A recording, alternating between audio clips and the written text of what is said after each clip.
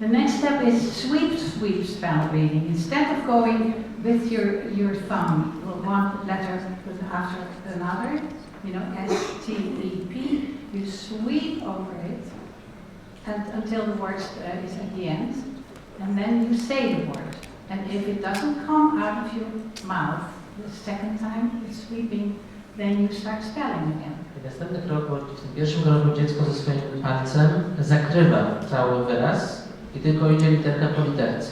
Kiedy ten krok został już opanowany, to też przesuwa palcem całe słowo i stara się je wypowiedzieć. Jeśli dobrze rozpoznało litery i widzi właśnie mapę mentalną obraz tego słowa, to powie na głos. Jeśli nie powie, to znaczy, że trzeba się cofnąć do kroku pierwszego, czyli wrócić do literowania. And that way the child will never start to guess. Chodzi o to, żeby dziecko nie zgadywało tego słowa po pierwszych dwóch, trzech literach. Always feel safe. Zawsze ma czuć się bezpiecznie, że do końca to robimy dobrze. And you as a teacher may recognize which letters have not been correctly mastered. A wy w tym momencie od razu widzicie, które literki jednak nie zostały w pełni opanowane. I myself had one word at the end, an adverb at the end, and that was actually the same word as dead body. Look, it's probably happy, you know, like happy. And because it had the same meaning as dead body, I did not want to read that word.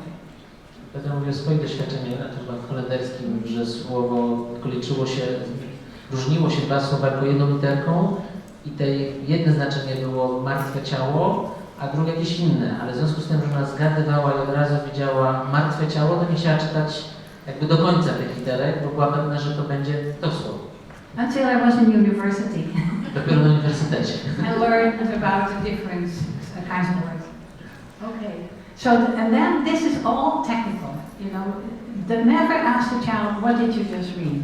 He is in this technical process of learning to decipher symbols into words. To jest taki krok tutaj, który jest bardzo techniczny. Tutaj nie czytamy w sensie zrozumienia tekstu, w sensie co o tym sądzić, to jest po prostu techniczna praca, literka po literce, słowo po słowie. And it goes very fast that way. Ale powiem wam, że to tak naprawdę idzie bardzo szybko.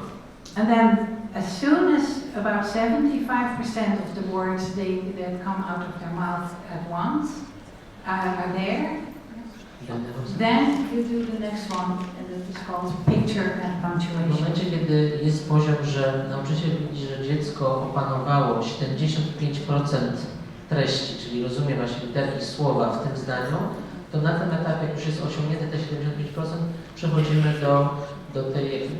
do interpunkcji, czyli wchodzą nam właśnie te znaki w stylu wykrzyknika, pytania, przecinka. So you see that it's a whole logical process. It makes sense and it's easy. It's simple. Jak widzicie, jest to pewien logiczny proces, który jest prosty, którym idziemy krok po kroku. I could give you an example of a teacher doing this with a child saying, what do you see after every sentence? I'm not going to, I'm going to challenge you again. I'm going to give you a story. Teraz sprawdzimy na Was, potem powiedziała, że moglibyśmy wam puścić filmik, który widać, jak dziecko pracuje, ale zrobimy to z Wami, żebyście to byli zaangażowani. And I assume that you're all at the level of recognizing 75% of the words on the page. Zakładam, że macie poziom rozpoznawalności 75% rozpoznawalności słów w zdaniu.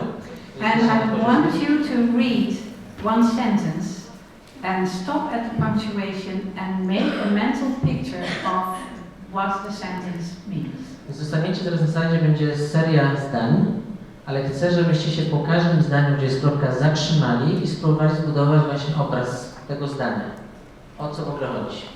I dopiero jak zbudujecie obraz, czytacie drugie zdanie. And I can tell you now there is one thing missing for you to probably make sense out of this story. Powiem wam, że prawdopodobnie, raczej nie znajdziecie sensu tej historyjki, bo brakuje jednej rzeczy. It's the title. Brakuje tytułu tylko. So you have nothing to make a mental picture of the... W związku z tym, że już na starcie brakuje mentalnego obrazu, o co chodzi, to sam tekst, zobaczycie, będzie się wydawał bez sensu. Just to give you the feeling of what it is like to be a non-verbal thinker or a dyslexic person. Więc to znów dla Was pewnego rodzaju doświadczenie, jak to jest, kiedy się z dzieckiem, kiedy no właśnie jest jakaś czarna dziura.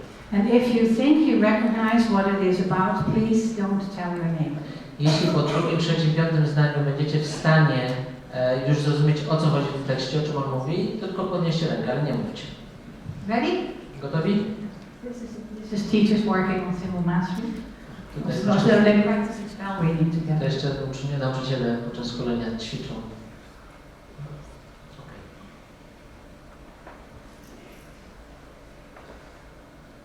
Pamiętajcie, nie czytajcie całości.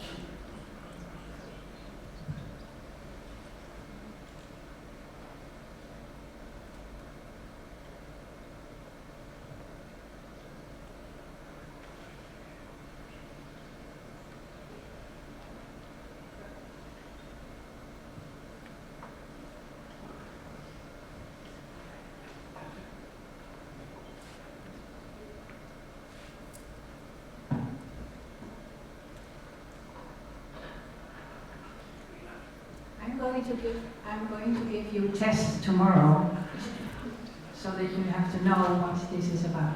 To będzie test, który trzeba opisać, co to jest. And the dyslexic people get a half an hour extra. A dyslektycy dostaną pół godziny więcej czasu.